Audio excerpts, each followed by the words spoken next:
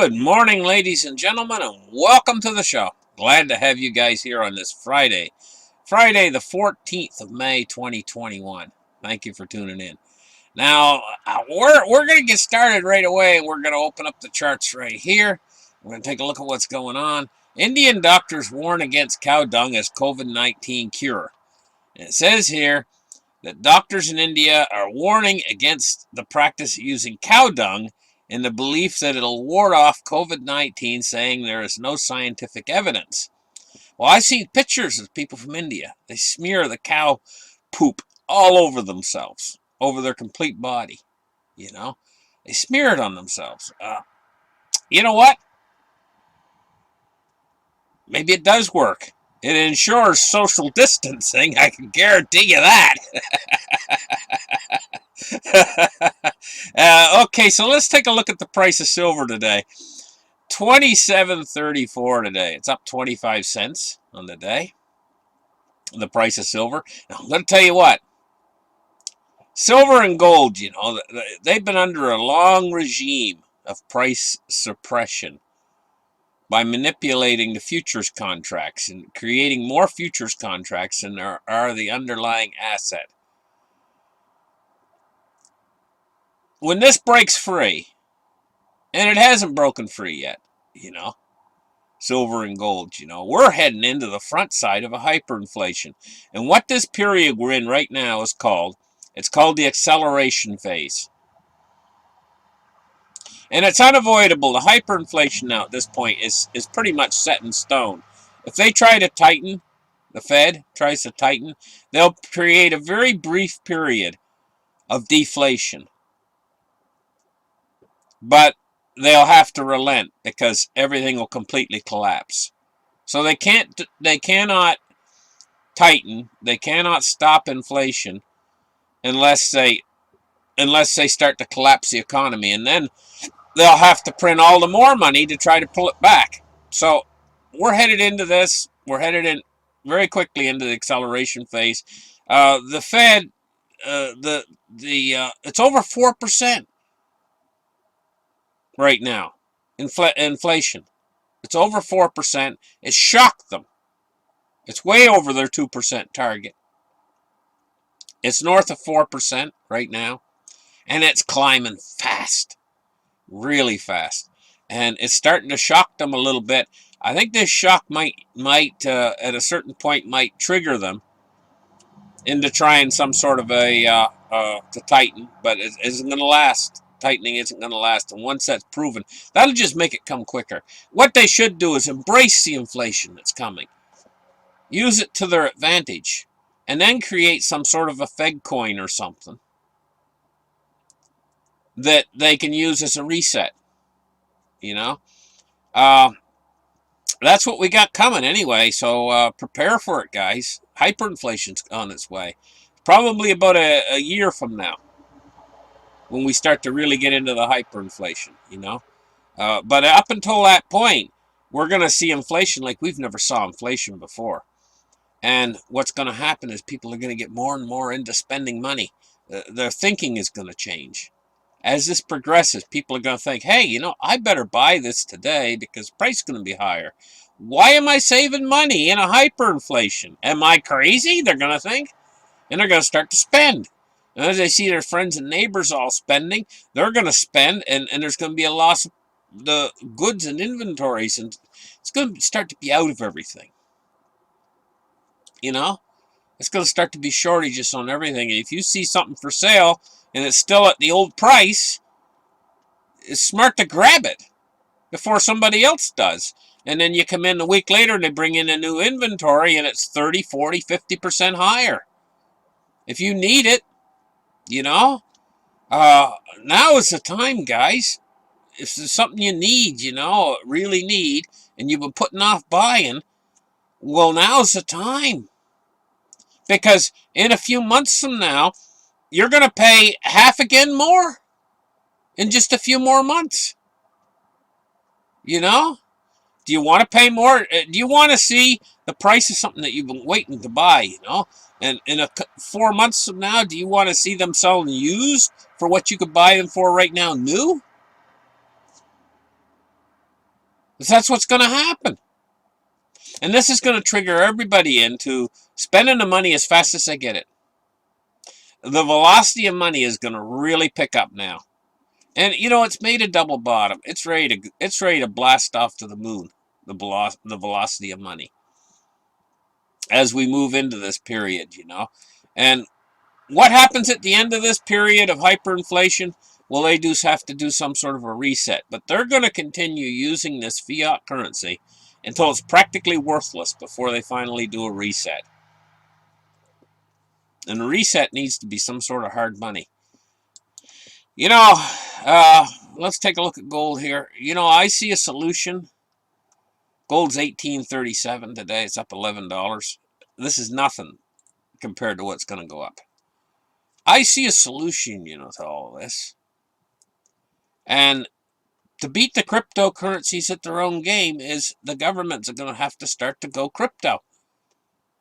Otherwise, the cryptos are going to take it all. They're going to gobble it all up, all the value of everything. What the government needs to do is they need to get on the crypto wagon and turn their currencies into a crypto. And don't make it open-ended where they can print willy-nilly as many as they want. Put a hard limit on it, just like Bitcoin has. That would fix it. And they wouldn't need the golden Fort Knox or anything. They could just rely upon the hard limit of how many they've created. And this would make government accountable because it would make money again. So they wouldn't be able to print any abstract amount. It would be all set on the computer that it's a hard limit. It can't go over that amount. And then they'd have to start constraining government because money would be money again. And they wouldn't just be able to willy-nilly throw money out there like it's going out of style. This would put a... it's almost like a dieter going on a diet. Anyway, you know, he's got a limit then to how much he can eat. And this would put a limit on the government to how much they can print. It would be like set in stone on the computer. That's it. They have to mine the blocks or whatever, you know, like Bitcoin, you know. 1837 today. And now we're going to take a look at cryptocurrency. And cryptocurrencies had a little lull there. Went down a little bit, but now it's starting to bounce back. And it's bouncing back rather quickly. 51,287 for Bitcoin. And the industry is starting to shoot back up again. All the coins are starting to shoot back up. Tesla dropped it. You know? And they dropped the ball on crypto, you know, and that spiraled it down a little bit there, you know. But now she's bouncing back. Let's take a look now at the Dow Jones today, and we're up 267 points on the day. This could be endless how high these markets could go, but it's all priced in dollars. You have to remember that. This is a huge mess, guys. The United States going into a hyperinflation is a huge mess. There's no other way of saying it, and there's no easy way out at this point, and it's going to be inflation, and it's intractable inflation that they're not going to be able to fight because it's just the way things are set up in the monetary system. They're just going to have to keep expanding the debt and expanding credit and expanding all these bubbles. They can't let them contract. They're too big. If they contract, they'll destroy everything. And so they're just going to have to keep going with this right till the bitter end. And it means that the dollar is going to be worth less and less and less and less. But they're going to keep paying.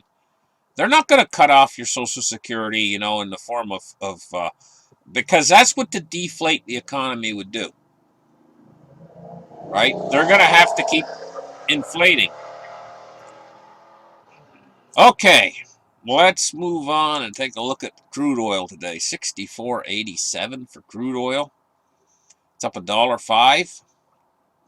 The move index today, 59.59. Let's put it on 1 month and take a look at what it's been doing. It's been slowly declining over the period of the last month, and it's continuing this decline in the move index. That means the credit markets are becoming more stable.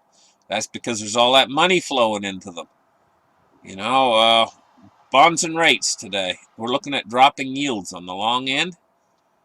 We're looking at a 10-year at 1.64. We're And we're looking at a US 30-year at 2.36, dropping 2 basis points. 2.3 basis points on the 10-year. Now let's take a look at the US dollar index, and we're looking at a falling dollar today. It's at 90.37. Still staying above the 80s, though. I think soon we're going to move down into the 80s. You know, it's amazing how the dollar wants to stay alive, you know. No matter how much they step on it and crush it, you know, it wants to stay alive. It's a very powerful world reserve currency. And it doesn't want to go down overnight, you know. But I just don't see any way out of this situation. Ultimately, in the end, it leads to the dollar losing value and all the other fiat currencies combined. This is a revolution into cryptos. Cryptos are taking over the world in one form or another. Now, the governments can get involved and they can create their own cryptos. And if they manage them properly, then people will use them. And the other cryptos would fall to the wayside. And that's a possibility that the governments might end. But they got to put a hard limit on it. Just like these other cryptos have hard limits on how many coins can be produced. You got to put a hard limit on it. You just can't create money abstractly as much as you want, or you're in for hyperinflation. You know, it's got to be, money has to be limited in supply. And this is one of the biggest aspects about money. You know, fungibility is another aspect of money. But, you know, all of the cryptocurrencies are fungible.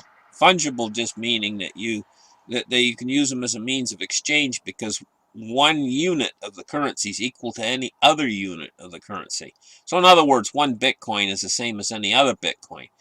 That altogether isn't quite the truth now. They're starting to segregate Bitcoins and the cryptocurrencies into good ones and bad ones, good coins and bad coins, depending on where the coin was mined or whatever. I don't really understand how that works and what its implications would be, but I notice that is happening now.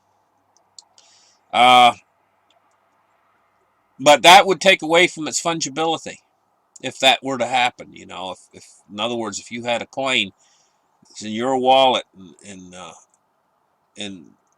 it was different than somebody else's coin that was in their wallet, you know, depending on, I guess, where it was mined or whatever. I just don't exactly know how that works, but I do know it would take away from the fungibility of the currency itself. You have to have fungibility. That's one of the things about all currencies. You know, a store of value. It has to be a store of value. In other words, you can put it away in some place and come back later and it still retains its value. It has to be limited in supply, and it has to be fungible for it to be a good, successful currency, you know. Dollar's not limited in supply. None of the fiat currencies are limited in supply, and this is a huge problem. They are fungible, but they're also a store of value, you know, but they're not limited in supply, and this is what's going to undermine them and make them worth nothing in the end. Thank you guys for listening. We'll catch you guys in the very next show, and have a great day, guys.